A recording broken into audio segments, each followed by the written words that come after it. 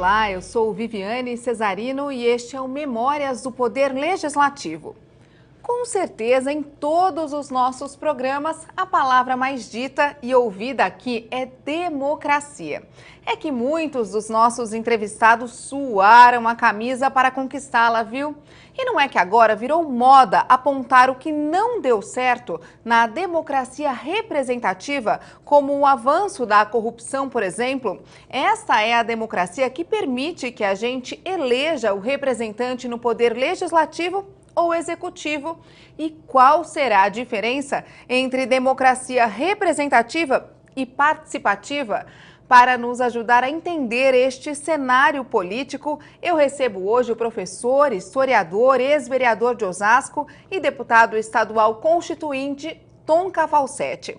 O Tonka é um dos idealizadores do projeto de resgate da memória, que resultou neste programa. É uma honra recebê-lo aqui. Muito obrigada pela presença, deputado. Nós é que temos que agradecer essa oportunidade que a Associação dos Parlamentares do Estado de São Paulo nos proporciona, porque nós estamos fazendo, junto com o presidente Tonico Ramos, essa memória do Legislativo, porque um povo sem memória é um povo morto, ele não tem história.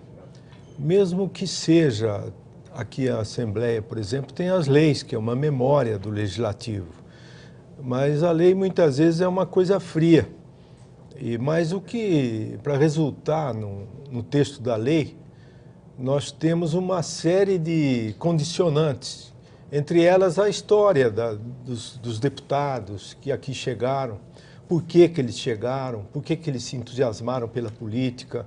Então, dessa forma, nesse programa a gente vai construindo qual era o perfil desses deputados que passaram por décadas aqui dentro da Assembleia Legislativa.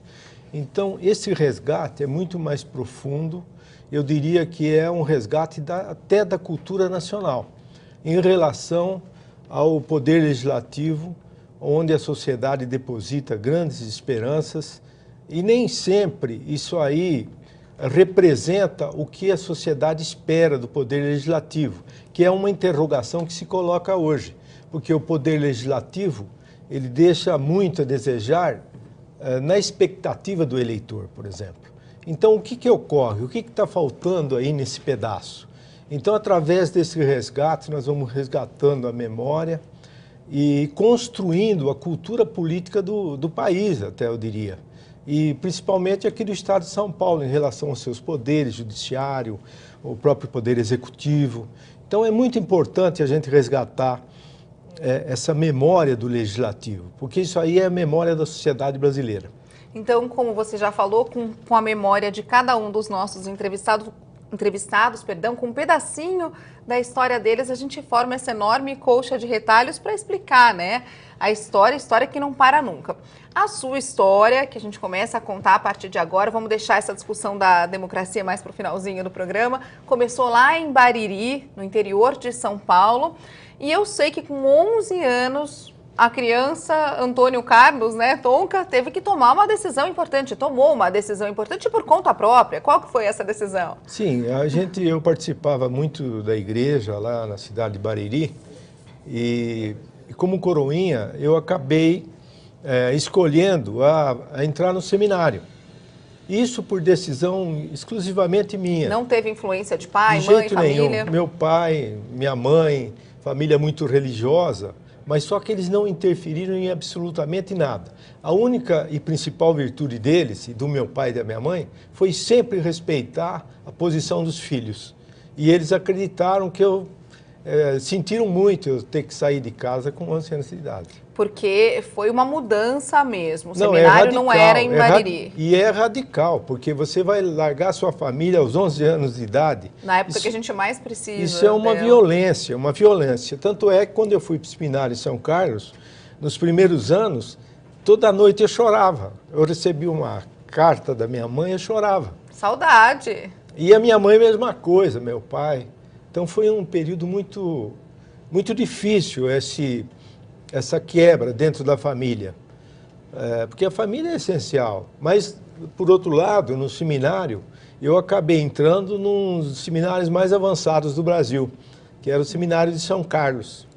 Então, na ocasião, nós tínhamos um corpo de padres, de reitores, padres ajudantes, que eram espetaculares. Por exemplo, o reitor veio de Roma e trazendo toda a bagagem de pós-guerra na construção de um mundo melhor, que era um movimento que tinha na Europa para construir um mundo diferente, com mais amor, com mais integração, com mais solidariedade, que chamava o mundo melhor do padre Lombardi, lá da Itália. E esse reitor, que era o cônego Fernando Saroni, nos trouxe e fez a gente entrar nessa perspectiva. E vocês meninos, vocês crianças, mas assim, é só para eu entender, aprendia o que você aprenderia num colégio, se não tivesse no seminário, matemática, português, e também aprendia história, como é que eram essas discussões? Tudo, como é que acontecia isso ao mesmo tempo?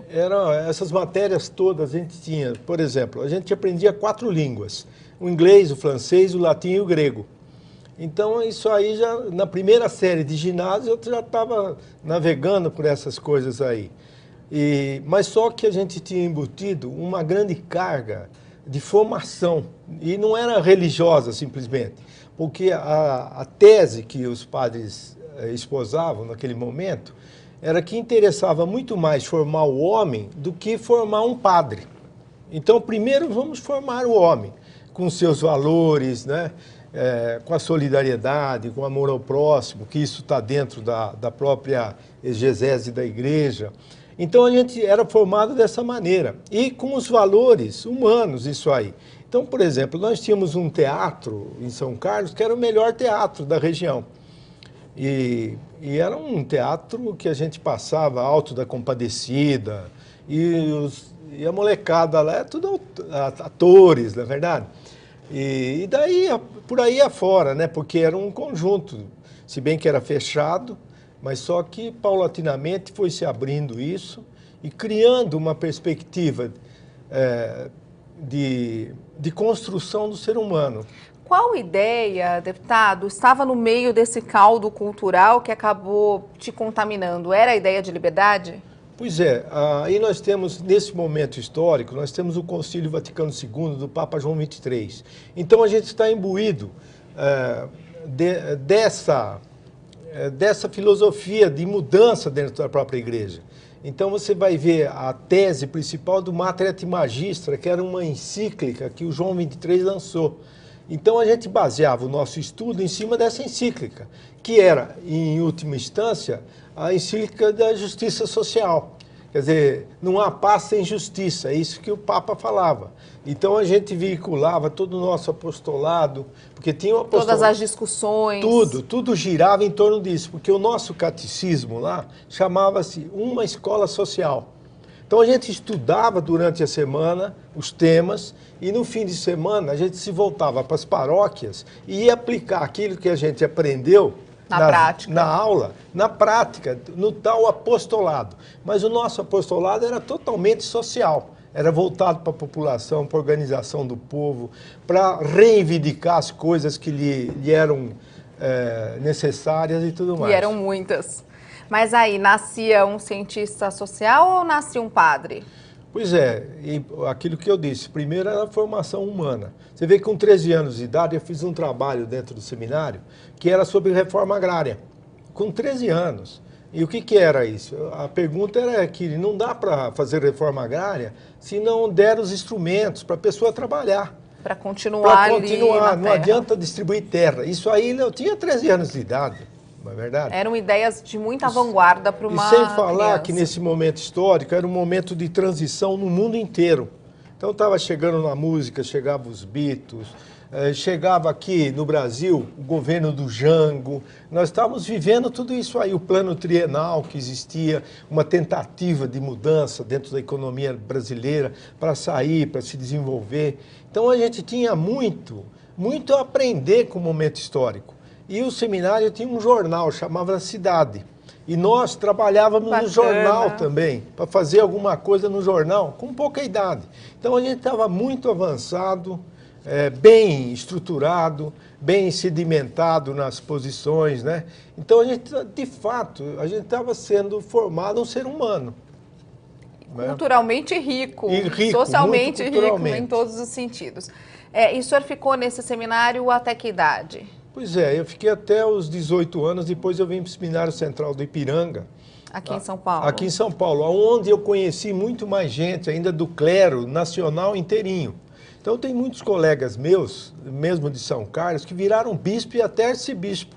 Arcebispo de Campinas. Seguiram essa vocação. Do Ceará, que eram colegas, contemporâneos meus. Então eles viraram arcebispos da igreja, né? E aqui continuaram os estudos aqui em São Paulo? Sim, aí eu fiz a filosofia aqui, achando que para eu me aprimorar, porque antes da teologia se aprendia filosofia, que era a filosofia de Tomás de Aquino. Ou seja, a preparação para a teologia era o Santo Tomás, a Suma Teológica. Então a gente fazia um estudo, principalmente de Aristóteles, de Platão, porque o Aristóteles é toda a base filosófica da igreja. Então a gente estudava profundamente Aristóteles. Então foi isso que eu fiz aqui em São Paulo.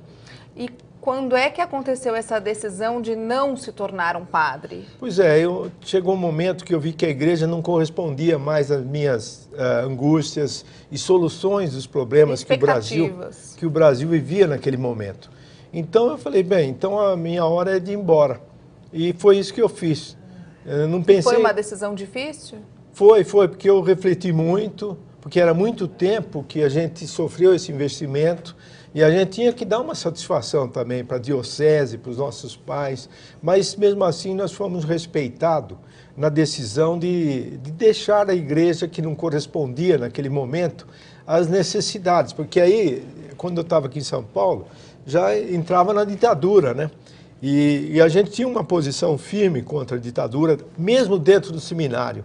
E aí a igreja, eu achava que ela patinava um pouco nesse sentido também, sem falar a parte afetiva, que ela não correspondia. Você vê, o próprio celibato dos sacerdotes é um empecilho para as pessoas se desenvolverem.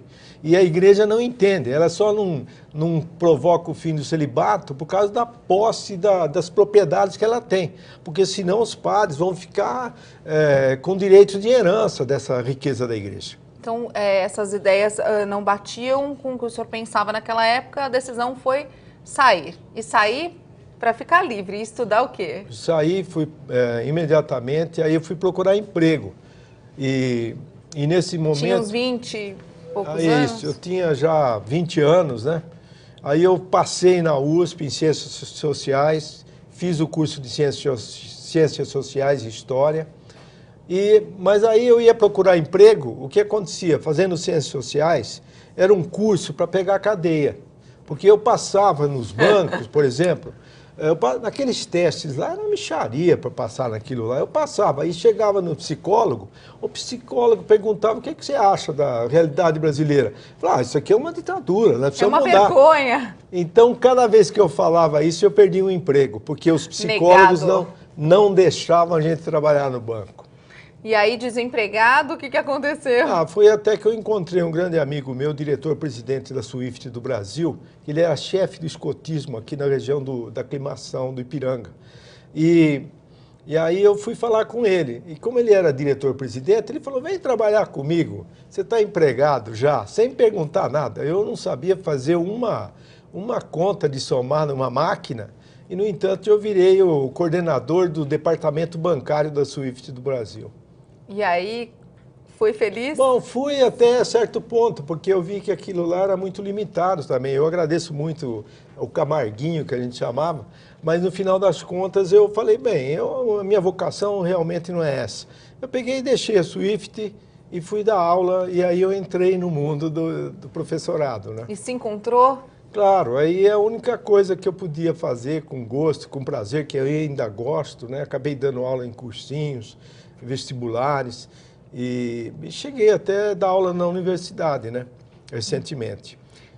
O senhor me parece uma pessoa muito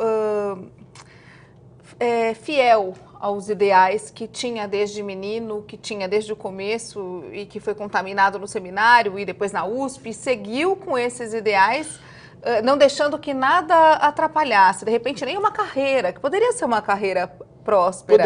Poderia e sim. E o senhor abriu mão.